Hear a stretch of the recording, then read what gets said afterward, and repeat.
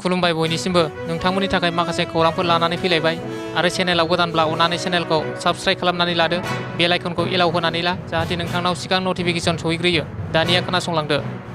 गिबि खौराङाव दङ बलिउडनि फावखुंगुर आरो शिबसेनानि दैदेनगिरि गविंदाया लाइसेन्स गोनां रिभल्भारखौ साफा खालामबाय थानाय समाव बिथाङा गोरोन्थियै हान्थुआव गुलि नांजादोंमोन। गुलि नांजानायनि उनाव गविंदाखौ मुम्बाइनि क्रिटिक केयार देहा फाहामसालियाव थिसननानै बिथांनि हान्थुनिफ्राय गुलिखौ बख'यो। दासिमाव बिथांनि देहायारि थासारिया मोजाङाव फैबाय होननानै मिथिनो मोननाय जादों। सुलुंनि बादिब्ला मैयानि फुंबिलिनि 4:45 रिंगासो समाव गावनि लाइसेन्स गोनां सिलाइखौ फुगारबाय थादोंमोन फावखुंगुर गविंदाया। नाथाय फुगारबाय थानाय समावनो गोरोन्थियै सिलाइनि गुलिया गलाङो आरो थोंजों गविंदानि आथिङाव नांदोंमोन। नैथि खौराङाव दङ खोमसि फोथायनानै दायनि सन्देहजों सासे आइजोखौ बुथारदों।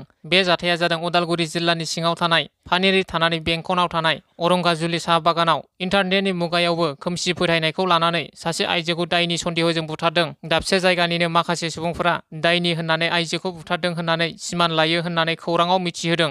बुथारनायजों लोब्बा थानाय 3 दायनिगिरिया पुलिसनि आखायाव सारेन्डार जाफैबाय होननानै मिथिनो मोननाय जादों। लोगोसे 2 दायनिगिरिखौबो थाबैनो हमनानै आयेन बादि साजा होनांगौ होननानै दाबि खालामदों रायजो राजाफोरा। थामथि खौराङाव दङ 6 बोसोर बैसोनि फिसाज्लाखौ गारनानै खारदों रुंबां दैमारि मुंनि सासे आइजोआ। उदालगुरि जिल्लानि बुरासुबुरि गामिनि रिंसार दैमारिनि बिसि रुंबां दैमारिया 6 बोसोर बैसोनि फिसाज्लाखौ गारनानै खारदों। बेनिखायनो सावगारियाव नुनाय रुंबां दैमारिखौ सोरबाफोर बबेयावबा नुसनबायोब्ला 9864446550 आरो गुबुन मोनसेबाव 8472060472 मबाइल नाम्बाराव फोरमायहरनो खावलायदों फिसाय रिंसार दैमारिया। ब्रैथि खौराङाव दङ बेंगालुरुनि सासे बेंकार सैसर पाटिला स्लिप चेम्पियनाव 9 घन्टा सम उन्दुनानै 9 लाख रां आरजिनो हादों।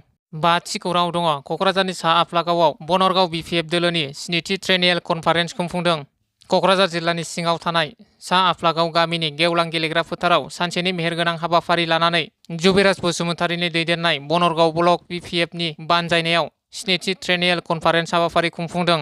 फुंबिलि समाव फिरफिला बिरहोनाय मुंख्लंफोरनो बिबार बावनाय हाबाफारिया जोबनानै थाङो। मैयानि बे हाबाफारियाव गाहाय आलासि महरै बाहागो लादों बिटिसिनि बारग' मन्त्रि प्रमिला रानी ब्रह्म, एमसिएलए देरहासार बसुमतारी, सेन्ट्रेल इउथ बिपिएफनि लेङाइ नेहाथारि कास्टम बसुमतारी, प्रहलाद ब्रह्मजों लोगोसे गुबुन गुबुन बिबानाव थानाय दैदेनगिरिफोराबो बाहागो लादों। 6थि खौराङाव दङ सनितपुर जिल्लानि आवथायाव थानाय दिखियाजुलि मुंख्लं नोगोराव इन्डियान ग्लबेल एक्सिलेन्स फरामनिफ्राय थांनाय 16 सेप्तेम्बर खालि समाज सिबियारि जुनाखि बर'आ दिल्लीनिफ्राय इन्टारनेशनेल ग्लबेल बान्थाखौ मोननो हानानै सनितपुर जिल्लायावनो आइजो माहारिखौ गोग्गानाय लाबोनो हादों। बिथांनि जाफुंसारनायाव दिखियाजुलि गुदि बर' थुनलाइ आफाद आरो सनितपुर जिल्ला बर' थुनलाइ आफादनि बारग' आफादगिरि पदराम बर'जों लोगोसे आफादनि जानानै बरायनायजों लोगोसे मान बावदों। 7थि खौराङाव दङ क'क्राझार सहरनि फालांगिरि सन्तोष बरदारआ गोदानै पान्सासागर भवन बेखेवदों। क'क्राझार सहरनि सोनाब फारसे फाथरघाटआव फालांगिरि सन्तोष बरदारआ मैया आसाम आयेन आफादनि बुंथिगिरि बिश्वजित दैमारिनि आखाइजों गोदान पान्सासागर भवन बेखेवदों। मख'जाथावदि जुलि, बार्थडे सेलेब्रेसन आरो गुबुन गुबुन हाबाफारिफोरखौ गोदानै बेखेवनाय बे पान्सासागर भवनाव खुंफुंनायनि खाबुखौ मोनगोन होननानै मिथिहोयो। 8थि खौराङाव दङ बिटिआर बिजाब बाख्रि सिबिथाय बिफाननि बानजायनायजों बेंटल फरायसालिमानि न'ब्लाङाव डिग्री थाखोनि फरायसुला फरायसुलिफोरखौ लाफानानै केरियार काउन्सिलिं आरो गाइडेन्स सेलनि हाबाफारिया जानानै थाङो। बे हाबाफारियाव गाहाय काउन्सिलर महरै बाहागो लादों बिटिआरनि स्किल डेभेलपमेन्ट एन्ड एन्टारप्रेनियरशिप डिपार्टमेन्टनि बोसोनगिरि रन्जन बरा, क'क्राझार लकसभा बियाबनि एमपि जयन्त बसुमतारी आरो बेंटल फरायसालिमानि गोरायुं डक्टर राजेन्द्र कुमार नार्जारी आरो फरायसालिमानि फोरोंगिरिफोराबो बाहागो लादों।